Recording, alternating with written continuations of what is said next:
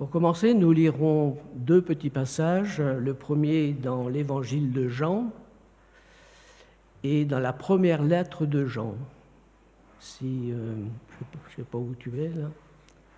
Où est Margarita? Tu pourras lire, s'il te plaît? Merci.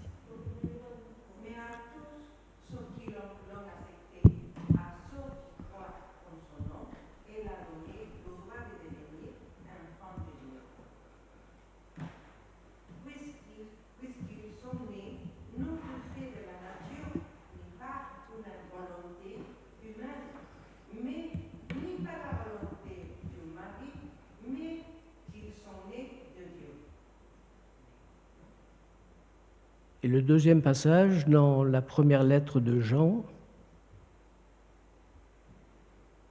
Voyez que la mort, le Père nous a témoigné pour que nous soyons appelés enfants de Dieu.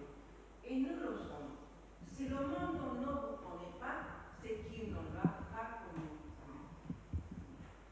Merci. Il y a quelques semaines, lors de sa présidence, Gaston a introduit quelques passages des prophéties qui annonçaient la venue du Seigneur dans la Bible. Puisque nous sommes proches de ce moment de l'année important où la lumière du Seigneur nous est rappelée par la venue sur terre,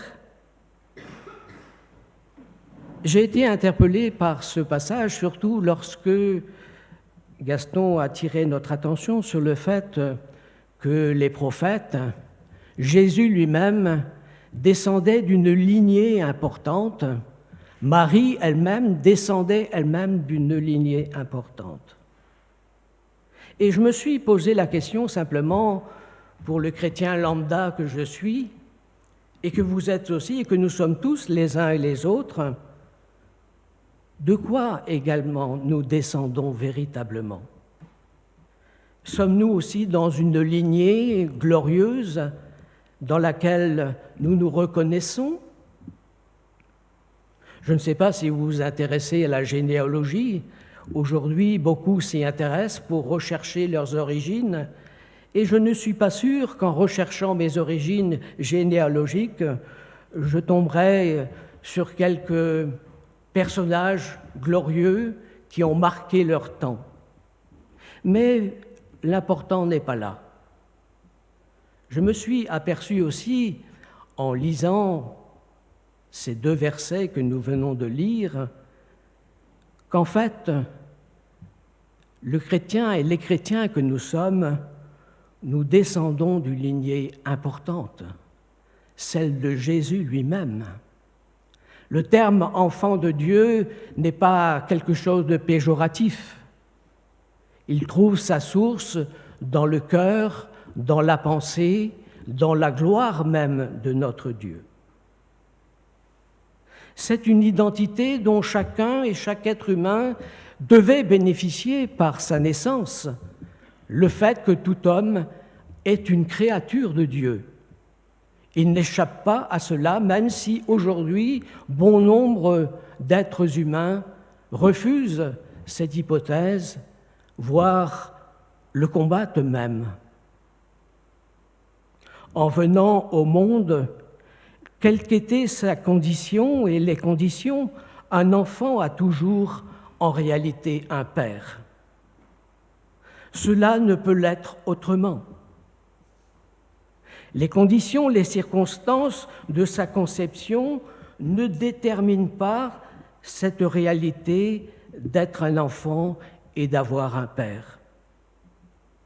Que ce soit dans le cadre d'une union légitime de deux êtres, tels que le mariage, voire même dans l'abandon d'un de ses parents, lorsque il est engendré dans la violence, l'inattendu même d'un viol, le contexte lié au conflit et aux guerres. Sa qualité d'enfant de Dieu est une réalité, bien qu'occultée par une autre réalité dont chaque enfant hérite à son encontre. Le terme pécheur ne dit pas grand-chose aujourd'hui à beaucoup d'êtres humains. Mais pour nous, cela signifie quelque chose qui nous sépare de Dieu, mais en même temps qui nous rapproche de lui. Parce que notre Dieu ne nous a pas laissés à notre sort, tout simplement. Et vers la fête que nous allons nous rappeler dans quelques semaines, nous rappelle cet amour unique, immérité, de Dieu venant au milieu des hommes. Nous restons, et tout être humain reste un enfant de son Créateur, qui a gâché l'héritage que celui-ci lui avait donné et auquel pourtant il était destiné. Rappelons-nous la parabole de l'enfant prodigue. L'un s'en va dépenser son argent et son héritage, l'autre fidèle à l'exploitation.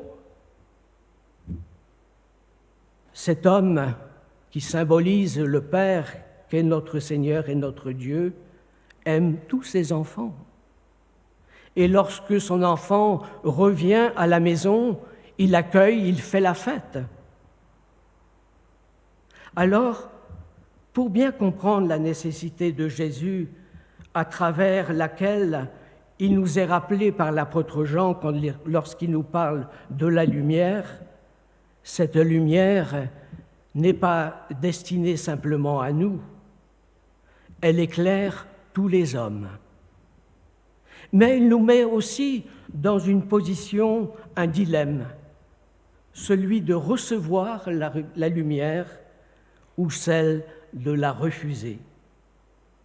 Car la lumière éclaire toujours, dévoile les bonnes comme les mauvaises intentions, les bonnes comme les mauvaises pensées et attitudes qui régissent l'être humain. La lumière personnifiée en Jésus apporte aussi une variante, non pas par son intensité bénéfique, mais par les effets sur l'homme. C'est là notre liberté. Dieu ne convainc pas, simplement, il propose. C'est à nous de nous laisser convaincre par cette parole et par cet amour. D'ailleurs, l'apôtre Jean, lorsqu'il s'exprime, commence par dire « voyez ».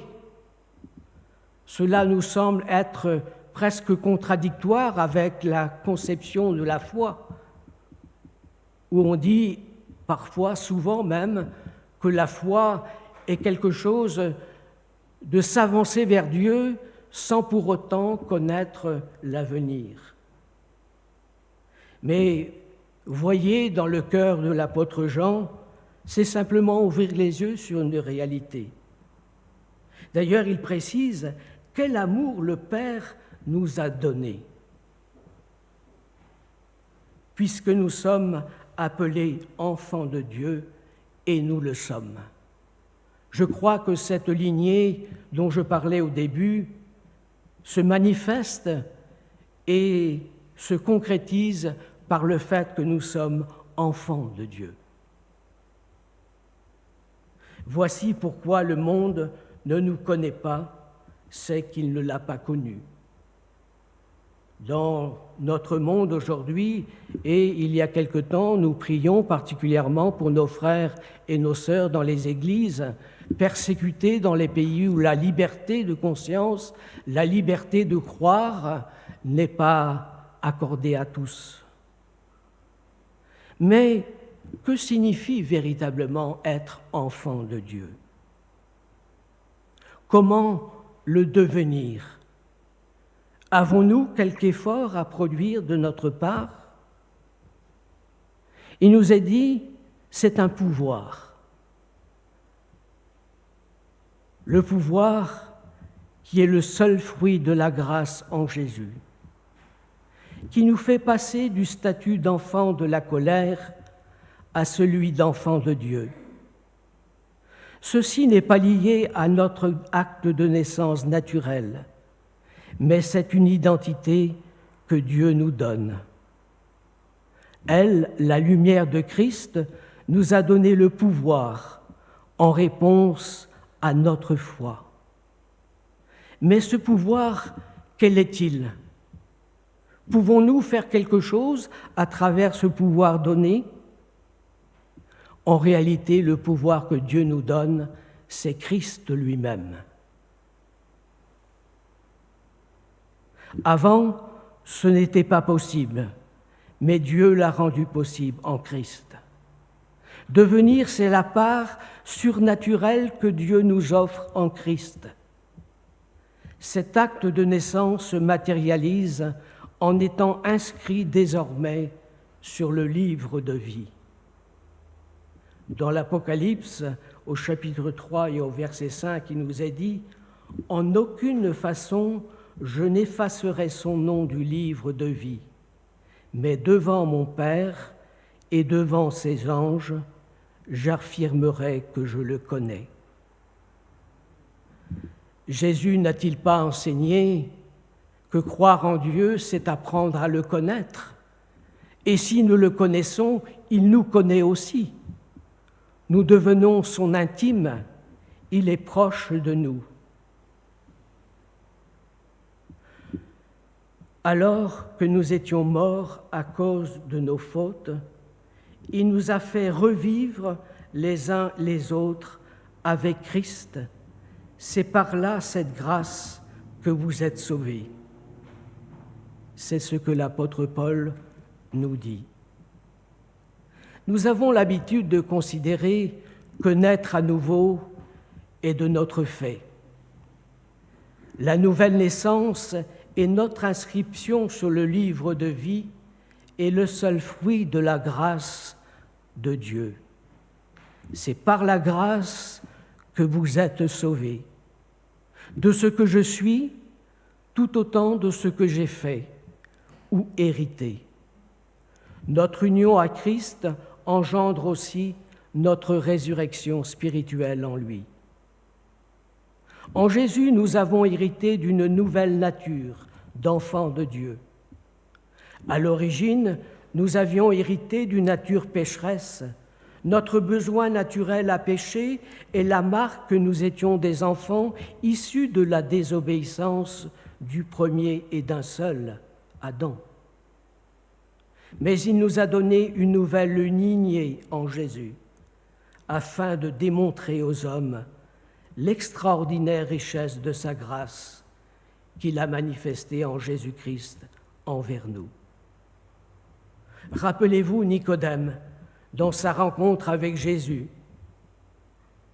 Lui ne pouvait pas comprendre le fait de naître de nouveau.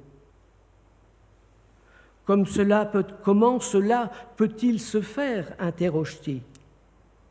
D'autant que dans le moment de sa rencontre avec Jésus, celui-ci n'avait pas encore accompli pleinement sa mission.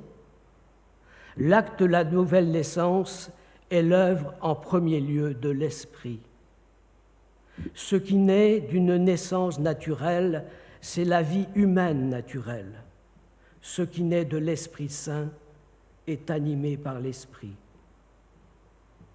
Devenir enfant de Dieu est donc un acte de Dieu qui ne nous appartient pas, qu'il nous faut simplement accepter dans la foi.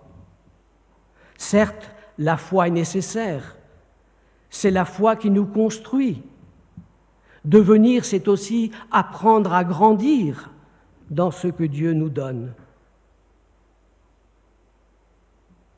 Jusqu'à la nature d'homme fait, nous parle l'apôtre Paul, à une stature animée par l'Esprit Saint. On ne peut grandir de manière sûre que si nous avons en Jésus un solide fondement, une nature nouvelle à affermir, à forger. Le pouvoir, en réalité, nous est donné par Dieu. Il nous faut simplement l'accepter par la foi. Pas d'effort à faire, sinon que de croire, de suivre. Une grâce acceptée en connaissance de cause, dans une foi qui, elle aussi, est nourrie parce qu'elle est orientée. Elle est engendrée, suscitée et reçue dans le seul nom qui soit crédible pour Dieu, Jésus-Christ. Ceci nécessite que notre foi s'inspire de la personne de Jésus, tout autant de ce qu'il a fait. Il ne faut pas confondre le moyen dont on dispose par notre réponse avec le moyen que Dieu dispose en nous offrant la grâce. La grâce ne serait pas une grâce si elle était méritoire. Elle est totalement imméritée. Elle est simplement la preuve de l'amour immesurable de notre Dieu. Alors, interrogeons aussi sur l'origine de notre foi. Tout être humain a foi en quelque chose. Dès qu'il ouvre les yeux et qu'il découvre la vie, il prend possession de ce que la vie lui offre. Si la grâce de Dieu est incontestablement un don divin, la foi l'est également. Car elle est aussi une inspiration, celle de l'esprit, contrairement à une foi naturelle que tout homme possède, qui trouve son inspiration, sa mise en œuvre, son objectif par rapport à soi. Comme la faculté mentale, intellectuelle de l'être humain dans les domaines diversifiés, mais qui sont orientés vers des choses qui lui sont propres. La foi spirituelle dont Jésus parle, c'est l'esprit qui vivifie. La chair ne sert de rien. Les paroles que je vous ai dites sont esprit et vie. La foi spirituelle a besoin et puise son inspiration, sa compréhension dans la parole même de Dieu. Nicodème ne comprend pas le langage de Jésus, bien qu'étant un docteur de la loi, car il est en réalité éloigné et déconnecté de la source de son inspiration. L'esprit, personnalisé dans le moment par la rencontre de Jésus lui-même. Vraiment, je te l'assure, nous parlons de ce que nous connaissons réellement et nous témoignons de ce que nous avons vu. Et pourtant, vous ne prenez pas notre témoignage au sérieux. Combien de gens autour de nous ne comprennent pas le Seigneur? Parce qu'ils n'ouvrent pas simplement leur cœur? Parce qu'ils oublient que s'approcher de Dieu, c'est aussi éveiller sa sensibilité à l'esprit. Nul ne peut venir à moi si le Père qui m'a envoyé ne l'attire. Il n'est pas question de religion, il n'est pas question de sensibilité. Là, en réalité, est la véritable source de la foi. Alors, il nous faut simplement entrer dans cet espace de vie de la grâce. Elle nous fait entrer dans un espace nouveau, celui du chemin dont Jésus-Christ, faisant référence à lui-même, rappelez-vous, je suis le chemin, la vérité et la vie. Le chemin, c'est celui que Jésus indique pour aller vers le Père. Mais c'est aussi celui dans lequel chacun de nous s'est engagé, dans sa propre vie personnelle, dans notre vie en commun à travers la communauté qu'est l'Église. Après son large exposé de témoignages de l'apôtre concernant la grâce dans l'Épître aux Romains, il expose aussi ce chemin dans lequel nous sommes par la foi appelés à marcher, dans celui de l'Esprit. Alors, Dieu nous appelle à vivre cette réalité d'enfant de Dieu dans une véritable liberté. N'a-t-il pas dit « Vous serez réellement libres » ?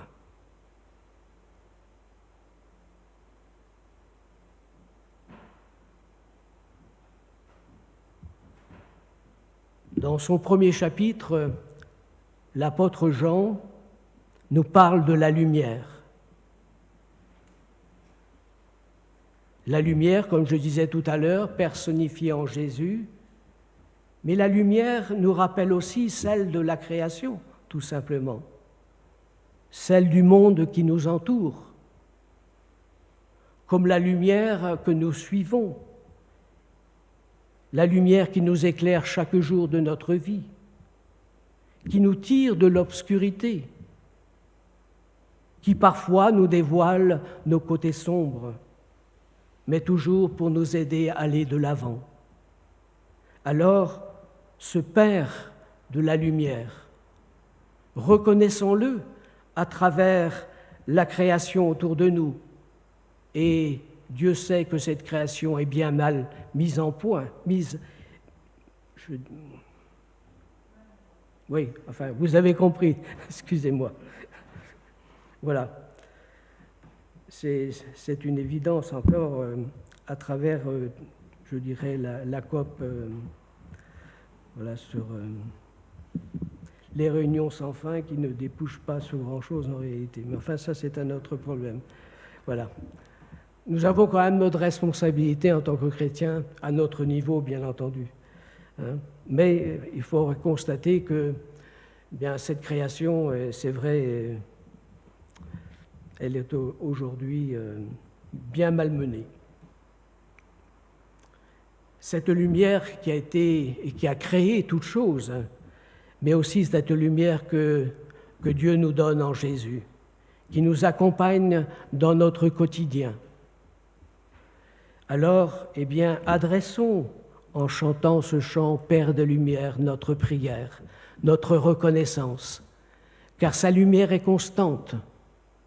La nôtre, elle est variable, elle est superficielle, même si dans quelques semaines, elle sera un élément essentiel de la fête de Noël, mais elle est bien peu de choses à travers la lumière du Seigneur qui nous éclaire. Je vous invite à chanter ce chant « Père des Lumières ».